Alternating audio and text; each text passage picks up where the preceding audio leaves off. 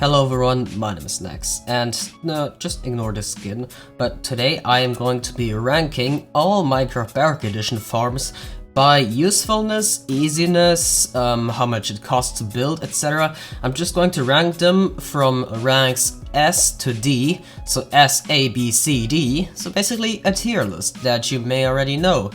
And, well, yeah, I'm going to be ranking Minecraft Bedrock Edition farms. And before you all go wild in the comment section, I may have forgotten some farms, okay, that's fine, but most of all, this is my opinion, so you are allowed to have your own opinion, so do I, and this is what I consider to be the best and the worst, etc. farms, and that may vary because you may find other things useful than me.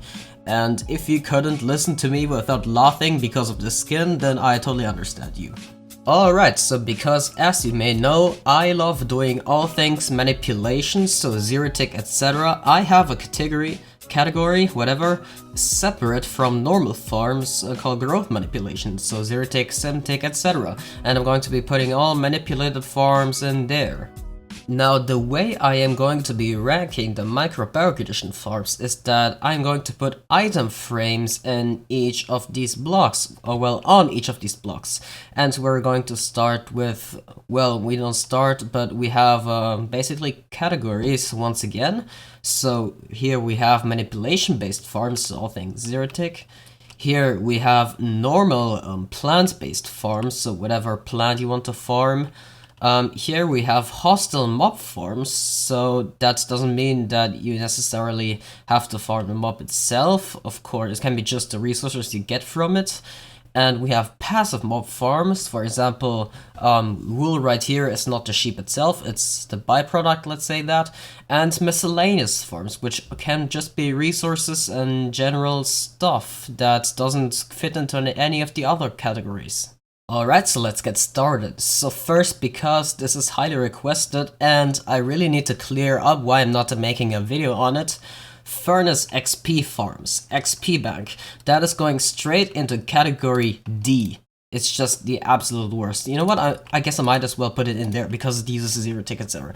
And you might be asking, why is it so bad? Well, in Bedrock Edition, Cactus doesn't give 1 XP, it only gives 0.2 XP, and that makes it absolutely horrendous to farm for experienced. And kelp you can farm much faster, but you need a ton of smokers and iron, etc. and it's very hard to obtain on Bedrock Edition. And I have a setup over there that farms XP, and you need 44 minutes to mend a single diamond pickaxe, and with a garden farm you would need 10 seconds. Yeah. Alright, so next up, Zerotick Sugarcane. Now, this is a straight S, because S is for basically the best farms, and Zerotick Sugarcane farms are so easy to build, and sugarcane is really useful for paper, because you can make books with it, bookshelves and whatever, and you can also make rockets with it, which is really important late game, and they are so easy to build, so it's a straight S. Next up, we have Zerotick Sugarcane that is being converted to Bonemeal, and that will also go in S, because Bonemeal has a ton of uses, and being able to fully automate is really good, and you can power a lot of different farms with it, and basically sort of making them Zerotick, well, not really, where you're just powering it through Bonemeal that is being auto-generated. The next one is Zerotick Kelp. Actually, let's do Bamboo and Cactus too, and those three are all going into A tier. Now, Kelp is really good fuel, and it is really amazing to power stuff. Well, you can basically, you know, craft this into kelp blocks and have really potent fuel, and it's so easy to farm and really fast to farm.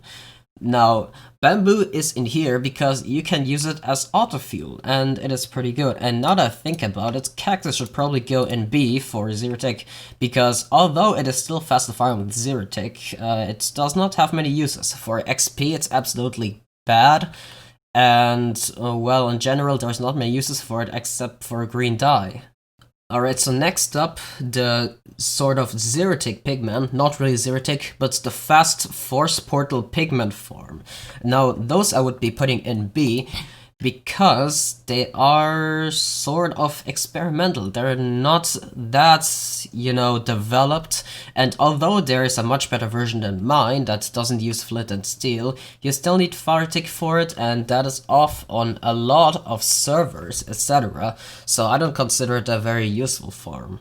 Now the next three, which are Chorus, Netherward, and Saplings, they are, well, only manipulatable through actual Simtics. So, the method of Zerotick that uses minecarts, whatever, just loading and unloading chunks far away. And they are all three going into D, because Simtick is very annoying because you are not able to do anything else while you are doing that. And you're basically stuck sitting in a minecart, whatever. And they all don't have much use. And of course, wood has tremendous use. It's really awesome to have, but it's just really not worth like fast growing or whatever. It's not like other plants. Alright, now that we got that done, we can just put an end rod or whatever on there, I guess, to indicate that we're complete with it.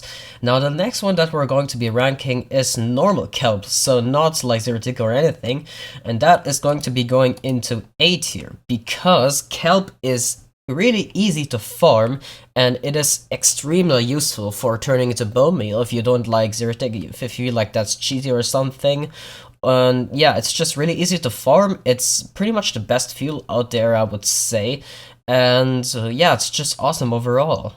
Now, normal bamboo farms is going into B tier, because bamboo does not really have many uses and outside of fueling, and that is only really viable when you Zerotick it. So yeah, it's not very useful on its own. You can like only make scaffolding with it and sticks, I suppose, but I don't know who makes sticks with bamboo. But yeah, I wouldn't really say that it deserves A tier. It's B tier because you still need to put up a rather large farm to farm it consistently without Zerotick. Now, just like bamboo, sugarcane is going to be going into B tier, because sugarcane is extremely slow with natural growth. So yeah, it's very useful. Sugarcane is extremely useful for various things, like I explained before, but it's so painfully slow to farm that you really need to build a large-scale farm, and that's a lot of effort, and that makes it a B farm. Now, wood farms. Don't get me wrong, wood farms are absolutely amazing, but the only problem on Bedrock Edition is that we don't have TNT duping, which means we can't consistently break it. And yes, there are wither cages, but those require bedrock. Yes, the actual bedrock block, and you need to build a complicated farm to obtain that. It's not really that complicated once you figure it out, but it's not really viable for most players, so it's going to be going into the B category, because you have to manually mine it or whatever, and it's not very practical. Now, next up is melon pumpkin. Now, these can be tied together because they're basically the same to farm, and they both have the same like usefulness. You can turn them to Bonemeal, whatever, and you can trade them to villagers, I guess, but apart from that, they're not very useful. So I would give them a solid B, because they are still pretty cool to farm, and yeah, that's why they deserve B. Now, next up are the crop farms. So we have carrots, potatoes, and wheat. Now, before the Village and Pillage update, those were absolutely must-have, because you could trade them with farmers basically infinitely, and I would consider them to be the best way to gain emeralds before Village and Pillage, but that day is not long over. We are in 1.13, so I would still give them a solid B, because you can farm them really fast with my new micro farm, and while they do use bone meal, they're still pretty useful for golden carrots and, well, I don't know, other stuff. Like, those are still pretty useful to farm animals and stuff, and actually that makes me think that it should rather go in C, because you can cook it, it's decent food, but there's much better foods for less effort. Now, going with the theme of things that you can farm with a micro farm, beetroot is going straight into D. Beetroot has absolutely no use, it shouldn't exist, and it is disgusting in real life, so it goes all the way down there. Now, normal cactus farms, they are so extremely painfully slow, and not very useful that they deserve to go into C tier. So I don't put them in D because D is basically the things that are really not recommended farming at all, and those kinds of things should still be farmed if you like them, but are questionable to farm, and cactus is part of that. Now we have the 1 tall and the 2 tall flower farms. Now 1 tall flower farms are extremely good for farming dye, and 2 tall flower farms are worse for farming dye. If you want to see why, then watch my perfect flower farm video. Now those two I would still be putting them in C, because although dye is most used by most people, it is not something essential. So yeah, it is still pretty good to farm if you do need it, but most of the time you will very rarely need it, so it's going into C. Now same here with sea pickles. Sea pickles are going into C. Sea pickles, get it? But yeah, those are going into here because they are useful for underwater mob proofing, I suppose. But apart from that, they don't really have much reason to be farmed. I guess they look nice for decoration or whatever, but yeah, they deserve a C. Oh, next up, vines. Vines, you are going straight into D. You are slow to farm, you are weird to farm, and there's not really a reason to farm you. Now, sweet berries. You are going into D. Now, you may be asking, but you can make Bonemeal farms with it. And you can, but there's really no reason to, because the much better way to farm Bonemeal is through Zerotick Sugarcane. And there's really no reason to farm them. They are not ingredient in potion or whatever. And that could be nice, a berry potion, if there's something like that. And while they do look nice, there's really no reason to farm them. Now, cocoa beans. I guess you can put them in C, but I wouldn't, because, you know, sometimes even though they are used for dye, they are painful to farm and you have to go all the way to a jungle to get access to it. So yeah, it doesn't really deserve anything more than D. So I know you're going to hate me for this, but Wither Rose will have to be D. Now, why do you ask? Because Wither Roses can be found very useful because they kill mobs and they give black dye. Now, the problem here is that you can farm black dye much easier by making an ocean squid farm, and those are extremely easy. It's basically just magma surface, water on top, and collection system below. So for black dyes, there's really no reason to farm them, and to kill mobs, magma's just straight up better. There's really no reason to farm Wither Roses. And since we're already here, we might as well also rank Chorus Fruit. Now, Chorus Fruit is something that is also weird to farm. It's kind of hard to farm, there's no automatic way to farm them on Bedrock Edition, and I guess you can make Endros with it, etc., but it's not very useful overall. And now Nether Wart. Nether Wart is extremely slow to farm, but it is extremely useful on potions, so I would give it either a B or a C. Actually, let's give it a C, because Nether Wart is manual to farm, it's very slow, and overall it's not a fun experience. And mushrooms can be a solid D, honestly. There's not much reason to farm them either, except for potions where you would use fermented spider eyes, but that's still rather rare, so you know what? I'm feeling generous today. You can go and see. Alright, now we've finished with normal crop farms and we're moving on to hostile mob farms. Now we're going to start off with our first and most super useful farm, which is the Nether based guardian farm. Those are just insanely good. They're really easy to build and they give so much XP. It's just, I would say honestly that guardian farms that use nether portals to instantly teleport them into the nether are really the best one in the game, so those definitely deserve to go in S tier, because there is no reason that it should be any lower. As for overworld only guardian farms, in Bedrock Edition they are really expensive and they give low gains and they only give drops. So if you were to build one that also redirects them to a kill chamber or something, that's really slow and there's really no reason to do that, so that can go into C.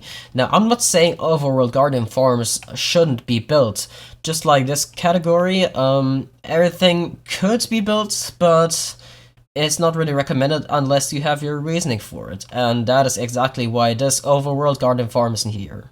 Alright, now the next one, the legendary, the one and the only, the raid farm. Raid farms are also a straight S because emeralds.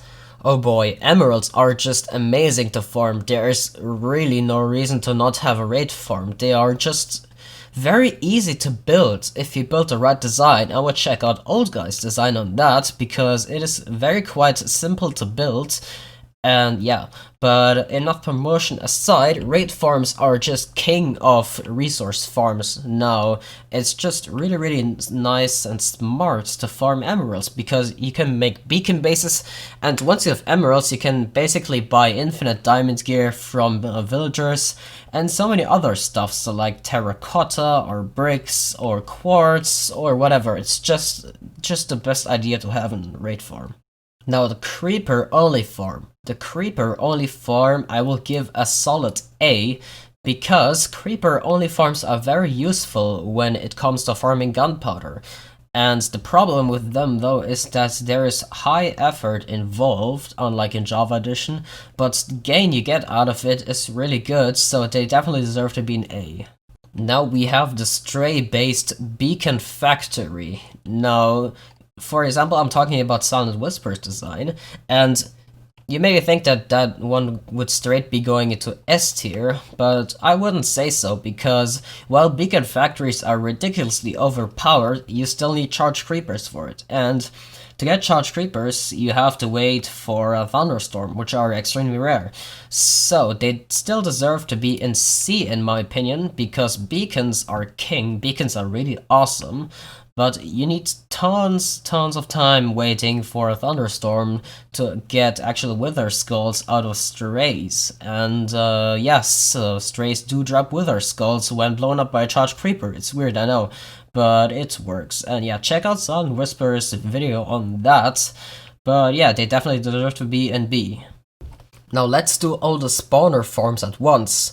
Now, skeleton spawner will definitely go in A, because skeleton spawners are basically the best farm to build early game. They are a decent source of experience, they are extremely easy to build, and they give you bones, and bones are so useful for growing everything early game, so they definitely deserve to be in A.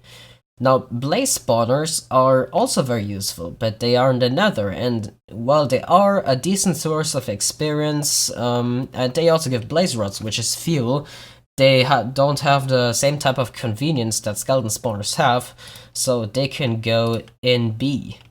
Now, spider and cave spider spawners still straight go in D. No, there's really no reason to build either of them unless you really have no other spawner around and they are kind of annoying to build, etc. So I would not recommend building them. Now, zombie spawners. Zombie spawners are fairly okay to build, and they're still a decent source of experience. That's why I'm putting them in C. And drought farms, which are basically just zombie spawner farms, but with water in there to convert them, will also be going in C, because tridents are fairly useful, but the conversion time for the actual zombies to turn into drowned is extremely slow. And last but not least, we have silverfish, and I really have no words for silverfish. You can go down there, and I think it doesn't even deserve to be down there. It should be somewhere in the void. Like, it should be somewhere down at minus Y40 or something. But I can't place any blocks there, so you get the idea. Now, witch farms. Witch farms have some utility, but the problem is that in Minecraft Bedrock Edition, the spawns of witch farms are very slow, so there is really not much reason to build one, and you have to set up a massive perimeter. So I would be putting them in C, because they still give fairly useful drops, but they are hard to build and not very useful, so they are going down there.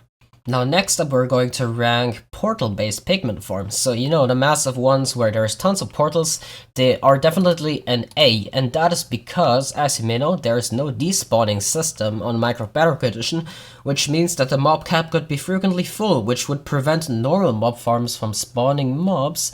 But in the case of portal Pigman farms, they're completely based on random tick speed, which is basically perfect, because we can just have Pigmen spawning despite mob cap being full, which is something very common on Bedrock Edition. and they're also a very good source of experience and a very good source of gold, and gold is very useful. You can also make beacon bases with it, and I guess you can make powered rails and stuff. And we also have enders, basically just enderman farms, and they are also going in A, because enderman farms are kind of hard to build, I suppose, but they do give a nice amount of experience. Actually, you know what? No. I think they would be going in B, because they do give a nice amount of experience, but they're very hard to build, and I think they got slightly nerfed in 1.13 or something like that. So yeah, they're going in B. Now, slime farms. Slime farms are so extremely useful in redstone, but the problem is that you have to dig out an entire chunk to make a slime farm, etc. So I would be putting them in B despite their ridiculous usefulness, and not everyone would use slime, so I wouldn't really put it any higher than that. It deserves its spot in B. Now, ghast farms, if done properly, they are incredibly amazing. They are just really good. Now, the problem is that you need to do a massive nether perimeter, and then they're also two-dimensional, so you have to be present on two sides of the dimension. Or I guess you can switch back and forth, but that's not really any good. So they are going in B, and yeah, because they require a ton of effort to be effective. Now, fortress-based nether mob farms, they are really good. If you want to see a good example of that, go to my friend's channel. His name is DrJanCyan. I will be linking that in the description. And it most definitely is a very nice farm to build, but just like the ghast farm, it requires a ton of nether perimeter work. And yeah, it's a very OP farm once you get it to work, but it requires tons of work. Now that we got the hostile mobs done, let's move on to the passive mobs. Now, cow cookers, well, just cow farms. I think I would be putting those in B, because, well, they are fairly good, they are also quite laggy, and they are manual, so yeah, they would be going in B. And same for villager breeders. Villager breeders are extremely useful for all things raid farms, iron farms, trading halls, whatever, you get the idea, so they definitely deserve their spot in B. Now, wool farms, are going in C, because they are not very useful, so I would, yeah, they are kind of, laggy and stuff with a lot of entities. And, turtle farms. I guess turtle scutes, but I would also be including turtle eggs. They go in D, because turtle shells are not really useful. Turtle master potion, turtle shell helmet thing, I don't really see a reason to do that. And now you're going to hate me for this, but chicken cookers are going into C, because chicken cookers, while they give a decent amount of food, they are extremely laggy. You don't realize how laggy they are, and they take a huge amount of mob caps, so that's something that is not viable in multiplayer. And a lot of you may be doing it, but please don't do it for the sake of your realms or servers lag and your friends not being able to spawn things in mob farms. Please don't build chicken cookers. And now, last but not least, in this category, we're going to put ink farms in B, because ink farms are really good.